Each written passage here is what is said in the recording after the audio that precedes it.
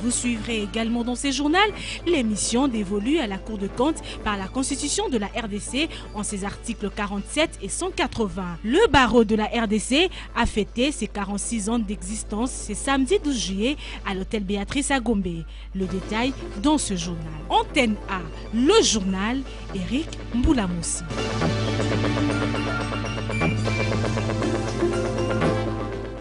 Bonsoir à tous, bienvenue dans cette grande édition de l'actualité sur votre chaîne de référence, les séminaires de validation de la matrice des critères de suivi et indicateurs de l'ensemble des engagements nationaux de l'accord d'Addis Abeba.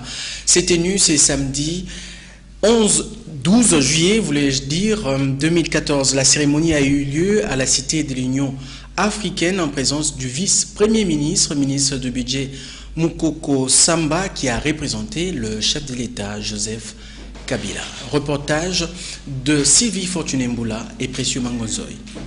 La République démocratique du Congo vient de franchir une étape décisive dans les processus de mise en œuvre de l'accord cadre d'Addis Abeba.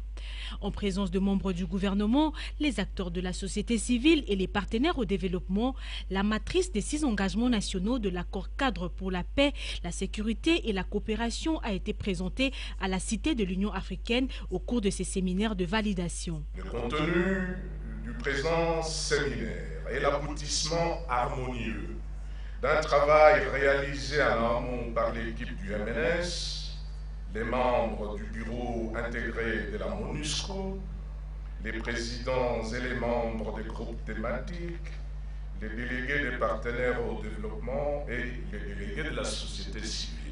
Il est sans nul doute que les engagements d'Addis Abeba revêtent un caractère éminemment politique.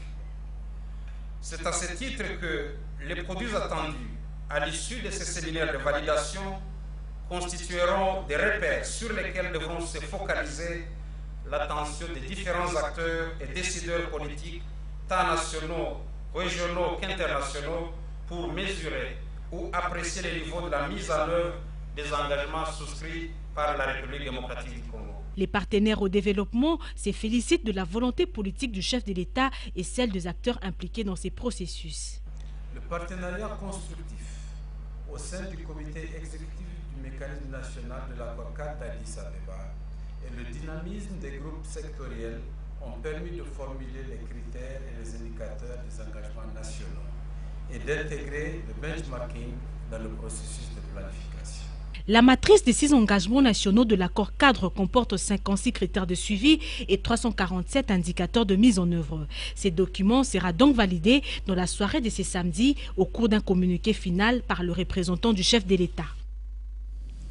Après la présentation de cet outil de référence élaboré par les experts du mécanisme national de suivi du ministère du Plan, les acteurs de la société civile, les partenaires au développement, quelques personnalités présentes à cette rencontre ont donné de leur voix.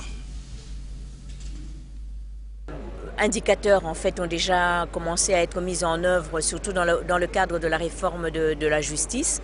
Il est bon que ce soit bien structuré et que dans le cadre du comité de pilotage qui suit la mise en œuvre de l'accord cadre d'Addis Abeba, que nous puissions peut-être accélérer et qu'on nous interpelle un peu plus sur le travail que nous devons faire dans la matière de la réforme de la justice qui, comme vous le savez, a commencé depuis longtemps.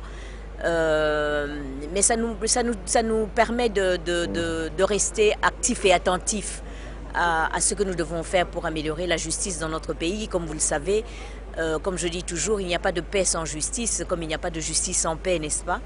Et c'est vraiment la mise en œuvre de ces principes-là que nous essayons d'intégrer dans cet accord.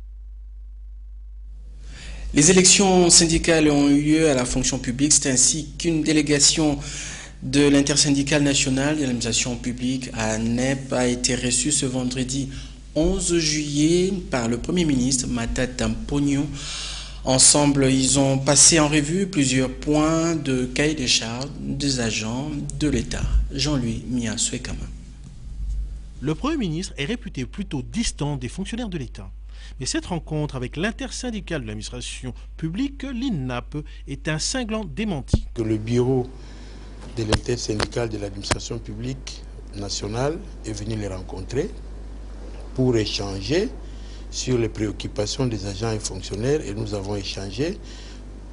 Il reste maintenant à convoquer les négociations sur les cahiers des charges que les agents et fonctionnaires lui avaient transmis par notre canal. Et ça, il est ouvert, il nous a rassuré que c'est quelque chose qui va intervenir dans quelques jours. Plusieurs sujets ont été passés en revue. Il y a par exemple le recrutement des fonctionnaires, comment ça doit se faire, le salaire du fonctionnaire, il y a les soins médicaux du fonctionnaire, comment est-ce que le fonctionnaire doit aller à la retraite. Toutes ces choses-là sont contenues dans les cahiers des charges dont nous attendons l'ouverture des négociations avec le gouvernement. Ces négociations aboutiront à la mise en place d'un protocole d'accord que le gouvernement et nous devrons chaque fois observer dans ce que nous allons faire pour les agents et fonctionnaires. Mais le Premier ministre nous a dit qu'il est Premier ministre pour les autres, pas pour lui-même. La vie du fonctionnaire est au centre de son action gouvernementale. Le Premier ministre a expliqué aux syndicalistes qu'il est lui-même fils de fonctionnaire et leurs difficultés, il les connaît. Le groupe interne bailleur de la santé et le ministère de la Santé publique ont signé une charte de partenariat le 11 juillet 2014 au PNML. Cette charte définira les principes de mécanismes pour orienter, coordonner et faciliter les relations entre bailleurs dans leur appui au ministère de la Santé publique, et c'est là à tout le niveau de la pyramide sanitaire, y compris les entités décentralisées et déconcentrées. Reportage de Patricia Bassois, Guimaoui.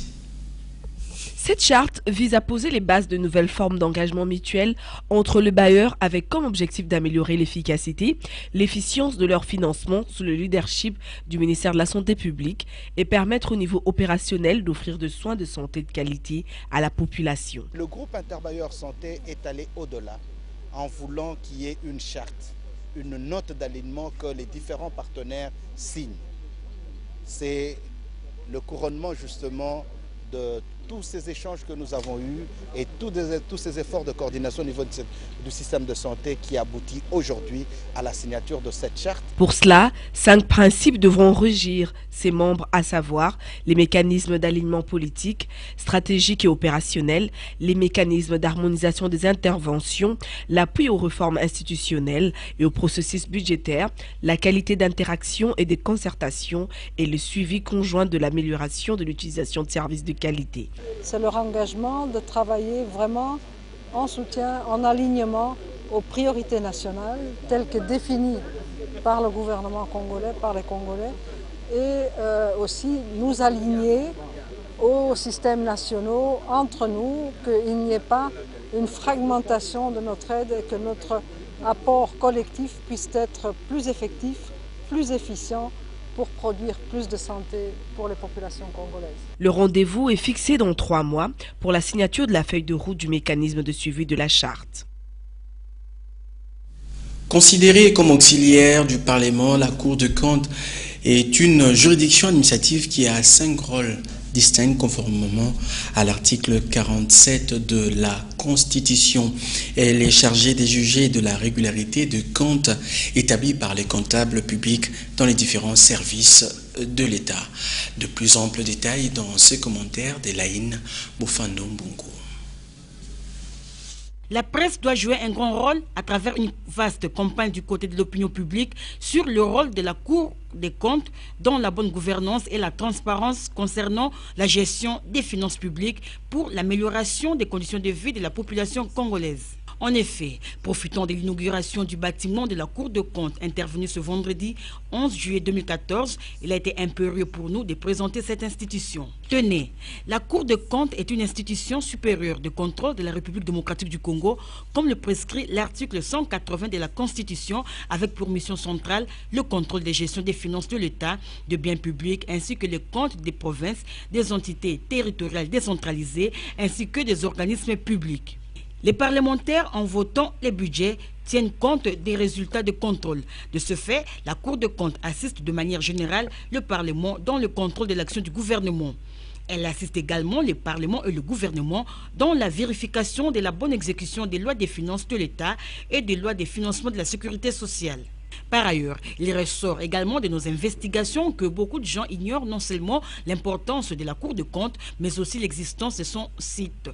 En effet, eu égard à l'ampleur du travail de la Cour des comptes de la République démocratique du Congo, son site devrait comporter notamment, dans la rubrique de ses activités, différents rapports de contrôle de la gestion des finances et du patrimoine de l'État, des entités territoriales décentralisées et des établissements publics. À l'occasion de la commémoration de la journée du barreau congolais, 3 journées d'échange ont été organisées du 10 au 12 juillet 2014 pour ceux de la Gombe et de Matete. La clôture a eu lieu ce samedi dans la salle Naomi de l'hôtel Béatrice situé dans la commune de la Gombe. Le détail dans ce reportage de Lilia Elambo et Mathieu Ngadipovi. Plusieurs bâtonniers européens et ceux de Kinshasa ont pris part à cette cérémonie de clôture des journées du barreau. Au cours de ces assises, les bâtonniers ainsi que les avocats ont pu bénéficier des exposés sur un bon nombre de thèmes, et ce, dans le cadre de leur formation technique et déontologique, et surtout dans le cadre de l'adhésion de la RDC à l'OADA. On a écouté des exposés sur des thèmes que nous avons choisis nous-mêmes, que nous avons proposés à diverses personnes, les personnalités locales ou même des personnalités étrangères, comme vous avez pu le voir. Mais donc voilà, il n'y a pas eu une résolution, si vous voulez. Le bâtonnier Koko Kayoudi Missamou du barreau de Matete, au terme de ces journées, a redit sa satisfaction. La première leçon à retenir, c'est que le barreau congolais existe effectivement, et je crois que ces 3 journées ont bien démontré qu'il y a de la vitalité encore dans ce barreau. Je suis satisfait dans la mesure où tous nos invités que nous avions souhaité avoir sont arrivés. Il y en a d'ailleurs qui sont arrivés ce matin à 4 heures de Paris, que nous avons dû donc prendre et qui ont pu communiquer. Et je crois que les échanges qui ont eu démontrent tout l'intérêt qu'il y avait à cette manifestation. Ces séances de formation et d'échange doivent constituer pour les barreaux de Matete et de la Gombe un nouvel élan dans la profession d'avocat auxiliaire de la justice. Marketing et gestion de partis politiques, stratégie pour le conquête, exercice et la conservation du pouvoir issu des élections démocratiques. C'est l'intitulé de l'ouvrage publié par les Linélites et dont l'auteur se trouve être son président Jérôme Bonso. Le baptême de cet ouvrage a eu lieu, c'est vendredi 11 juillet à l'hôtel Venus. Alain Kyuka nous en parle. Voici un ouvrage qui devra certainement révolutionner l'univers des partis politiques en RDC. Dans un pays qui compte plus de 400 partis politiques, dont la plupart sont souvent qualifiés de partis mallettes ou familiaux ou encore alimentaires, ce livre, écrit par Jérôme Bonso, dévoile des stratégies pour la conquête, l'exercice et la conservation du pouvoir issu des élections démocratiques. L'auteur, président de la Ligue nationale pour les élections libres et transparentes, l'Inélite, fort de son expérience et de son expertise d'animateur rodé de la société civile et en systèmes électoraux, analyse en profondeur les échéances électorales passées et démontre que la réussite ou l'échec des scrutins est tributaire de la qualité de leur planification. Avec raison élogieuse, parce qu'il y a beaucoup de mérites. Le premier mérite qu'on a souligné, c'est que Jérôme a beaucoup travaillé dans le domaine des élections, dans le domaine de la démocratie, et que son souci fondamental à travers ses livres, c'est vraiment de faire la promotion de l'éducation électorale, de la culture démocratique. C'est ça la première chose. La deuxième chose, c'est de faire en fait cette pédagogie à partir des expériences qu'il a vécues ailleurs, aux États-Unis principalement. Porté sur le fonds baptismaux ce vendredi 11 juillet à l'hôtel Vénus, cet ouvrage est une compilation de 224 pages subdivisées en 9 parties essentielles traitant chacune d'une thématique spécifique relative à l'organisation complexe et souvent décevante des élections en Afrique.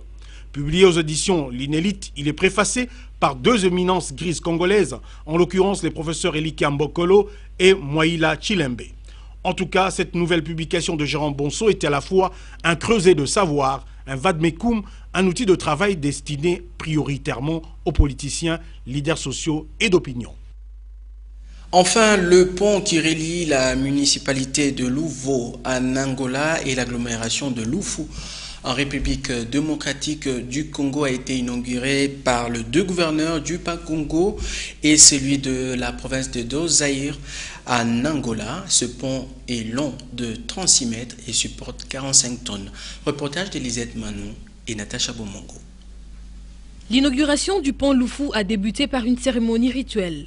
Ensuite, le gouverneur du Bas-Congo, Jacques Mbadou, et son homologue de la province angolaise de Do-Zaïre, José André, ont coupé les rubans symboliques afin de rouvrir le trafic sur ce pont qui relie deux États, deux provinces et un peuple. Ce premier contact qui se déroule au pont Lufu va nécessairement se poursuivre à Mbanza-Congo et à Matadi pour raffermir tous les liens que nous voulons fructuer entre nos deux provinces. Ce pont est reconstruit par l'Institut de voies et communications d'Angola financé par le gouvernement angolais. Pour sa part, Jacques Mbadou a annoncé que l'Office national de route va réhabiliter les tronçons de la route entre Lufu et Songololo.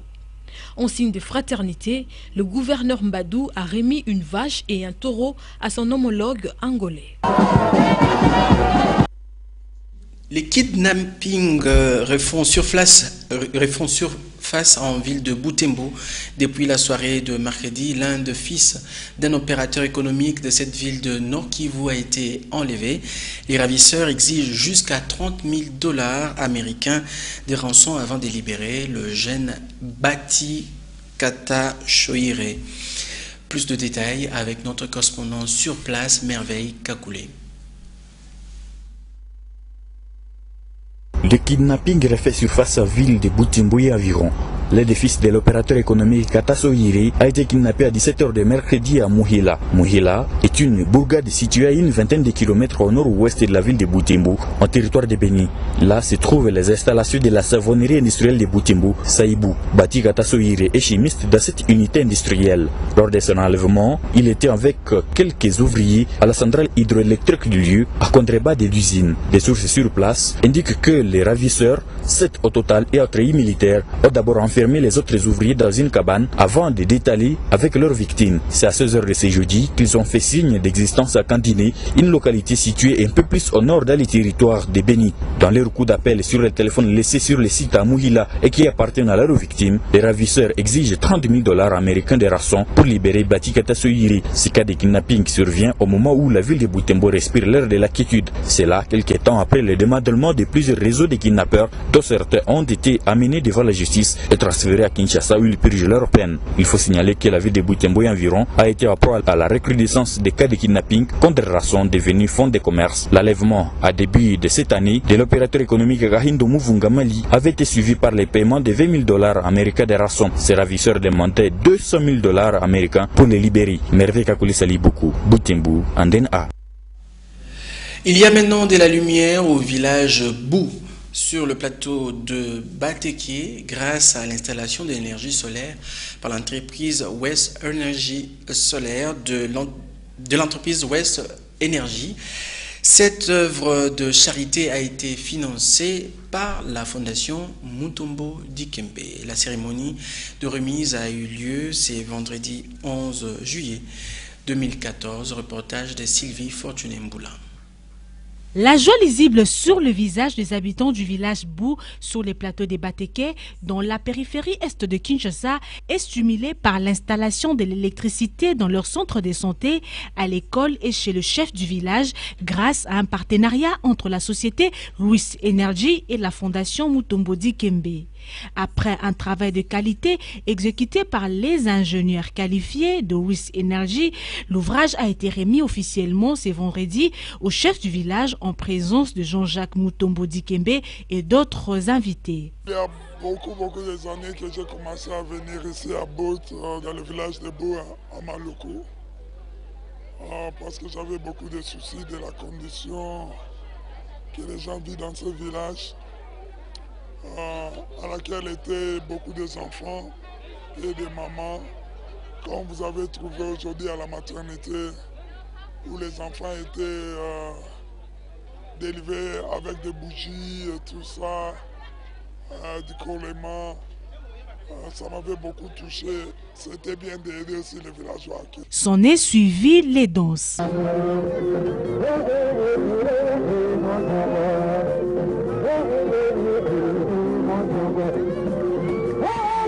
Les maîtres d'ouvrage, l'ingénieur principal pour sa part rajoute. Vous venez de découvrir quelques-unes des œuvres réalisées par Wist Energy. Il y en a légion et nous sommes prêts à continuer avec tous ceux-là qui se retrouvent dans le même besoin d'énergie électrique sans limite.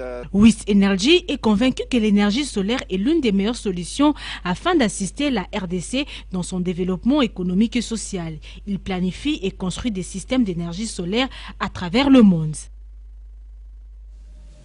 Le gène de Bumbu et Selembao s'insurge contre le propos méprisant tenu à leur endroit, je voulais dire, par un directeur de marketing de Vodacom lors de la cérémonie de la finale du concours Miss Vodacom. C'était au cours d'une conférence de presse animée par l'association Tabala Jeune à vos marques ce vendredi 10 juillet 2014 au restaurant La Di dans la commune de Lagombe.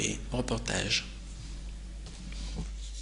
Au cours de cette rencontre, les jeunes habitants, les communes de Bumbu et Selembao, sous l'encadrement de l'association Tabala Jeune à vos marques, expriment leur indignation suite aux propos de dénigrement discriminatoire et de stigmatisation tenus par le directeur des marketing de la société téléphonique cellulaire Vodacom Congo, Albert Mboyo, lors de la cérémonie de la finale du concours Miss Vodacom.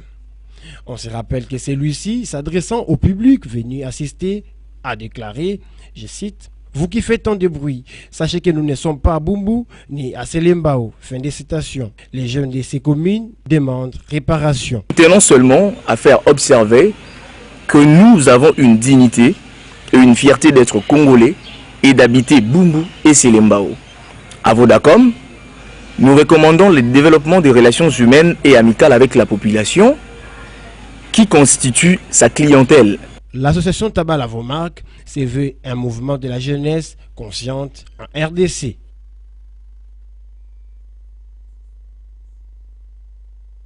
À votre chaîne de référence.